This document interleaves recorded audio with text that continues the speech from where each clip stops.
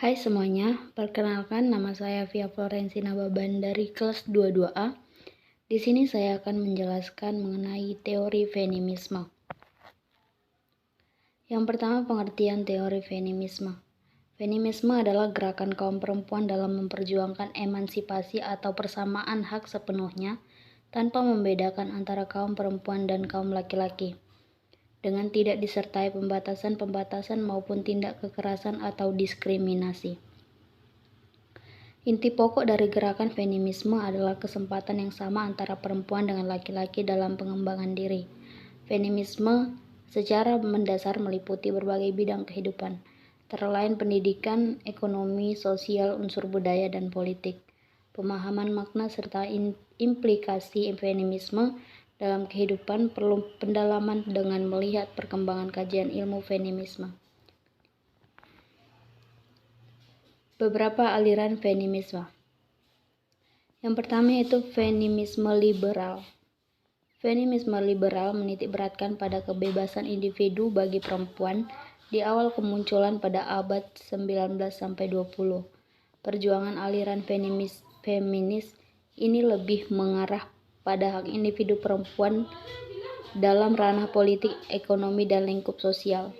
Feminisme liberal sendiri terbagi menjadi dua bagian, yaitu feminisme liberal klasik dan egalitarian. Yang kedua yaitu feminisme radikal. Jangan jiper dulu mendengar kata radikal, karena kata radikal sendiri berarti hal-hal yang mendasar. Feminisme radikal adalah aliran feminisme yang berfokus pada hal-hal mendasar atas ketimpangan yang dialami oleh perempuan. Di dalam aliran feminisme radikal juga ada dua sudut pandang berbeda, feminis radikal libertarian dan feminisme radikal kultural. Yang ketiga yaitu feminisme marxis sosialis. Seperti namanya, aliran feminisme ini berfokus untuk membebaskan perempuan dari pengotakan kelas, patriarki, seks, serta kapitalisme. Aliran ini muncul berdasarkan isu kaum pekerja perempuan dalam lingkup domestik dan publik dalam mengampanyekan pengupahan kerja domestik bagi perempuan, sosialisasi pekerjaan rumah tangga, serta pengasuhan anak. Yang keempat yaitu feminisme eksistensialis. Feminisme eksistensialis masuk dalam gelombang kedua feminisme dan berkembang pada tahun 1940. Aliran feminisme ini sangat mendukung perempuan untuk bebas mendefinisikan makna keberadaannya di dunia ini. Aliran ini juga mengajak perempuan untuk menjadikan dirinya sebagai subjek yang diinginkan, alih-alih menjadi objek. Yang kelima yaitu feminisme pasca modern. Disebut juga sebagai feminisme bagi kalangan akademis. Aliran ini sulit dimengerti dan dianggap tidak terlibat dalam perjuangan revolusioner sungguhan, seperti protes, boikot, serta demonstrasi.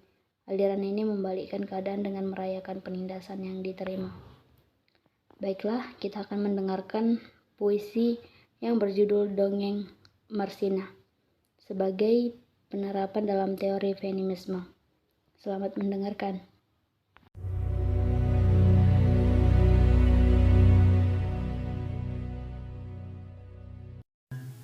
Dongeng Marsina. Marsina, buruh pabrik arloji, mengurus presisi, merakit jarum, skrip, dan roda gigi. Waktu memang tak pernah kompromi. Ia sangat cermat dan hati-hati. Marsina itu arloji sejati, tak lelah berdetak meminta kefanaan yang abadi. Kami ini tak banyak kehendak, sekedar hidup layak, sebutir nasi. Marsina kita tahu tidak bersenjata. Ia hanya suka merebus kata sampai mendidih lalu meluap kemana-mana. Ia suka berpikir, kata siapa, itu sangat berbahaya. Marsina tidak ingin menyulut api, ia hanya memutar jarum arloji agar sesuai dengan matahari. Ia tahu hakikat waktu, kata siapa. dan harus dikembalikan ke asalnya, debu. Di hari baik, bulan baik, Marsina dijemput di rumah tumpangan untuk suatu perhelatan. Ia diantar ke rumah siapa, ia disekap di ruang pengap, ia diikat ke kursi. Mereka kira waktu bisa disumpah agar lengking detiknya tidak kedengar lagi. Marsina tidak diberi air, ia tidak diberi nasi, detik pun gerah berloncatan ke sana kemari. Dalam perhelatan itu, kepalanya ditetak, selangkangnya diacak-acak, dan tubuhnya diberbamkan dengan besi batangan. Detik pun tergeletak, Marsina pun abadi. Di hari baik, bulan baik, tangis tak pantas.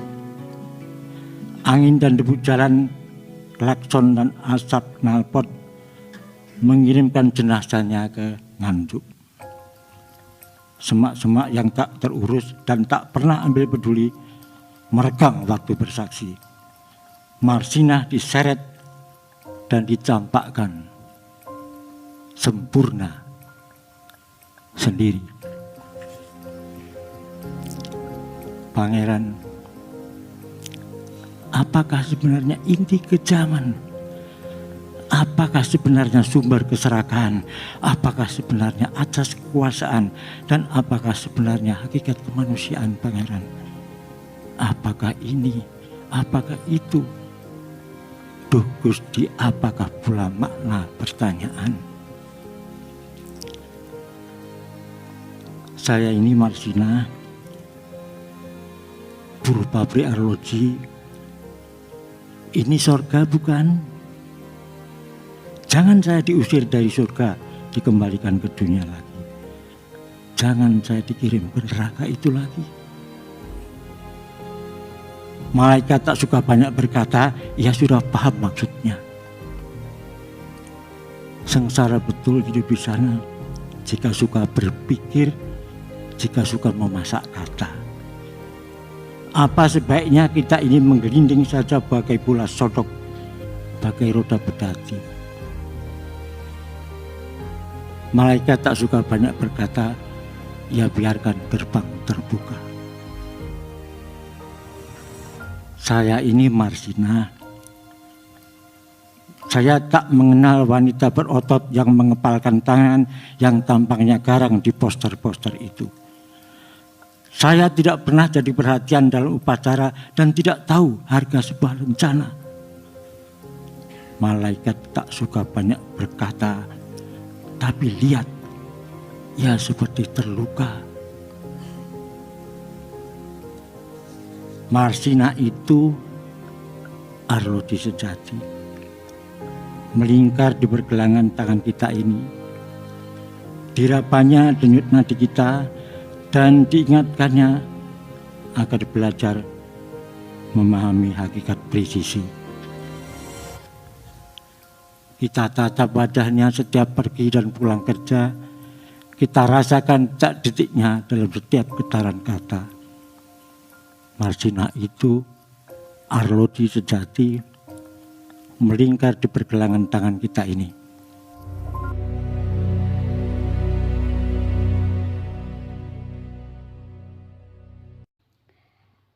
Di dalam puisi ini terdapat aliran feminisme radikal di mana tokoh dalam puisi tersebut mengalami ketimpangan.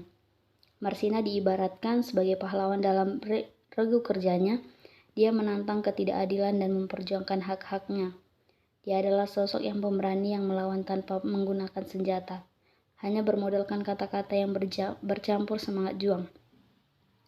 Dalam bidang pekerjaan salah satunya Marsina, perempuan masih mendapatkan diskriminasi dari kaum laki-laki.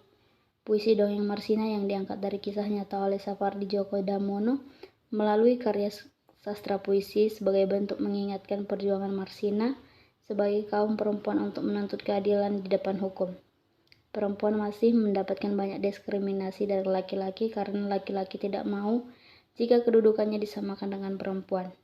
Adanya kejahatan yang dilakukan oleh kaum laki-laki sangat membuat keadaan perempuan sangat tertekan. kejahatan seksual, diskriminasi membuat perempuan hidup dalam ketakutan. Di dalam bait yang berbunyi, dalam perhelatan itu kepalanya ditelak, selangkangannya diacak-acak, dan tubuhnya dibiru lebamkan dengan besi batangan. Dalam kutipan bait puisi di atas, citra perempuan yang dilihat dari aspek kehidupan sosial. Bait di atas dapat dideskripsikan bahwa perlakukan tidak manusiawi yang diterima oleh Marsina. Ia disiksa kemudian dilenyapkan dengan cara yang tidak wajar. Kedudukan Marsina sebagai perempuan atas perlakuan yang menimpa Marsina mengingatkan bahwa perempuan adalah sosok yang menjadi sasaran diskriminasi yang dilakukan oleh masyarakat yang tidak bertanggung jawab. Hal ini karena kedudukan perempuan yang berada di bawah laki-laki membuat kaum perempuan sering mendapat perlakuan diskriminasi, kekerasan seksual, dan menjadi momok menakutkan di ranah kehidupan sosial. Makna dari puisi dongeng Marsina yaitu, Sapardi membuktikan bahwa puisi tak melulu soal cinta. Dari hal ini juga kita sastra mampu mengekalkan yang telah tiada. Kita tidak bisa menutup mata bahwa apa yang menimpa Marsina adalah bagian dari sejarah sebuah perjuangan besar di masa silam yang kini masih berpengaruh untuk kehidupan kita. Baiklah, sekian dari penjelasan saya mengenai teori feminisme. Terima kasih, salam sejahtera untuk kita semua. Bye-bye.